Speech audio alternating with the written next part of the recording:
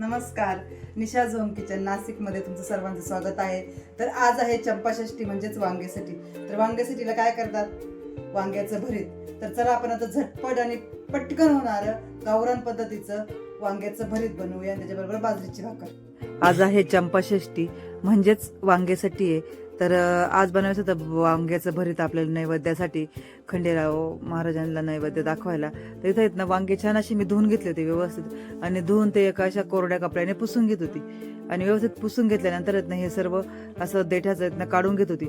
आता वांगे आहेत ना काय करायचे माहिती आहे का, डायरेक्टली गॅसवर न शिजवता, म्हणजे काही काही लोक काय करतात त्याला तेल वगैरे लावून आणि डायरेक्ट गॅसवरती भाजून घेतात.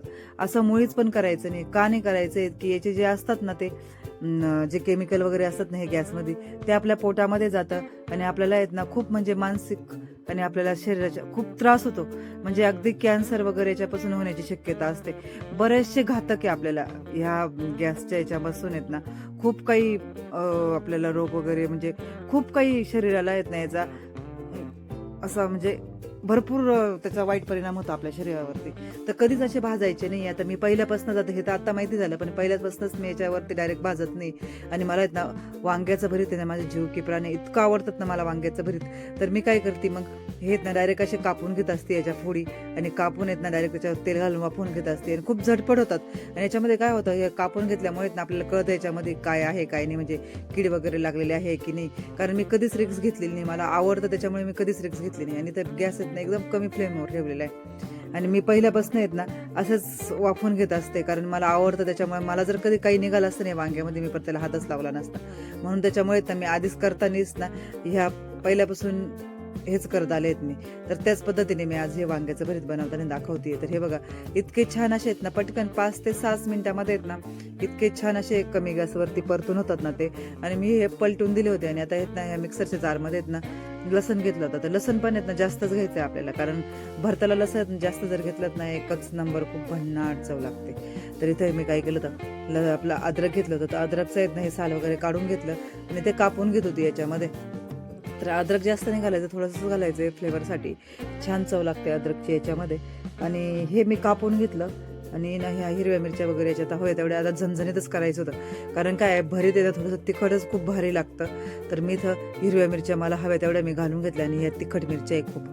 तर इथं झालं होतं आपलं जे आपण पलटून टाकले होते ना ते झाले होते.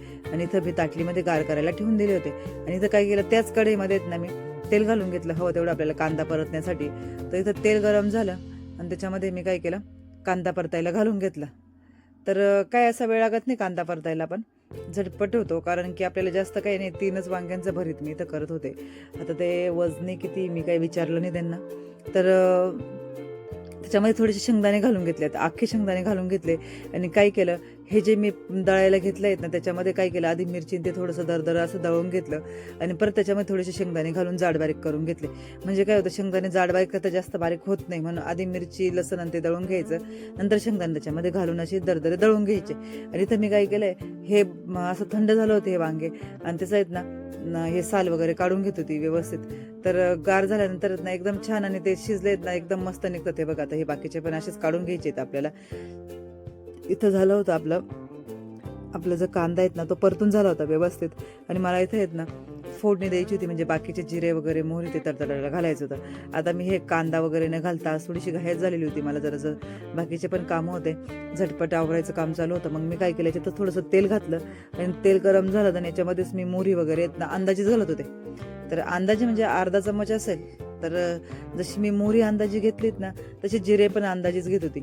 तर आपल्याला आता रोजचीच आपण आता स्वयंपाक वगैरे करतो, रोजच्या ह्याच कामामध्ये तर आपल्याला कळतं अंदाजे की किती आपल्याला भाजीला घालायला पाहिजे, आणि किती नाही त्यानुसार मी इथं घालून घेतलं. म्हणजे तरी पण साधारण अर्धा चमच मी इथं घालून घेतलं.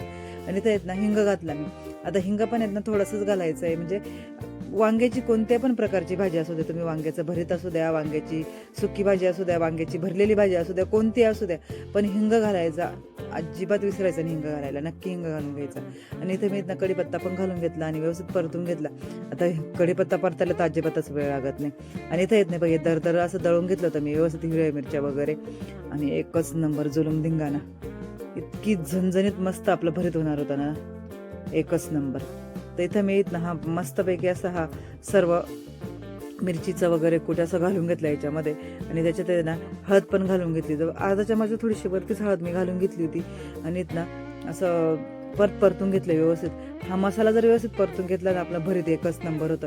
आणि हे ना सगळं असं मी व्यवस्थित असं फोडून वगैरे असं बारीक करून घेतलं होतं आणि ते ना मी याच्यामध्ये घालून घेतलं आणि ना हे ना मिक्स करतानाच म्हणजे असं व्यवस्थित मिक्स करून घेतलं. आणि जेव्हा ते मिक्स करत होत ना हा इतकं भारी दिसत होतं ते मिक्स करतानाच ना तोंडाला पाणी येत होतं. असं वाटत होतं ना की नैवेद्याच्या आधी आपणच खाऊन घेऊ, आपण देवाला नैवेद्य करायचंय. तर ते करायचं तर काम चालू होतं पण बघितलं येत ना तोंडाला इतकं पाणी येत होतं ना. वाव, एकच नंबर. माझ्या आवडती भाजी ही भरताची. तर मला हे भरीत खूपच म्हणजे खूपच आवडतं. तर हे ना ह्या प्रकारे जर केलं तर खूपच आणि असं झणझणीत खूप छान लागतं. थोडंसं तेल जास्त घालायचं असतं भरताला म्हणजे एकच नंबर लागतं. आणि इथं काय केलं होतं, आपली गावठी कोथिंबीर ना ती छान अशी बारीक कापून घेतली होती आणि ती पण याच्यामध्ये घालून घेतली आणि छान मिक्स करून घेतलं. जास्त काही वेळ लागत नाही, एकदा आपण सर्व मिक्स वगैरे केलं ना त्याला जास्त वेळ लागत नाही. आणि इथं आपलं भरीत बनवून तयार झालं होतं. एकच नंबर. हे बघा, आणि छान कांदा, त्याच्याबरोबर बाजरीची भाकर, लिंबू. आहा, एकच. हे बघा, असं झणझणीत आणि गावरान पद्धतीने बनवलेलं आपलं भरीत एकदम बनवून तयार आहे.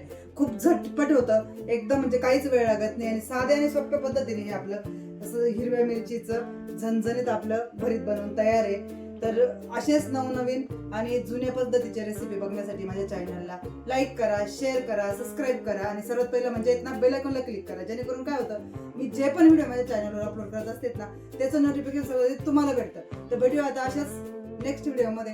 तोपर्यंत पाहत राहा, खात राहा आणि स्वस्त राहा.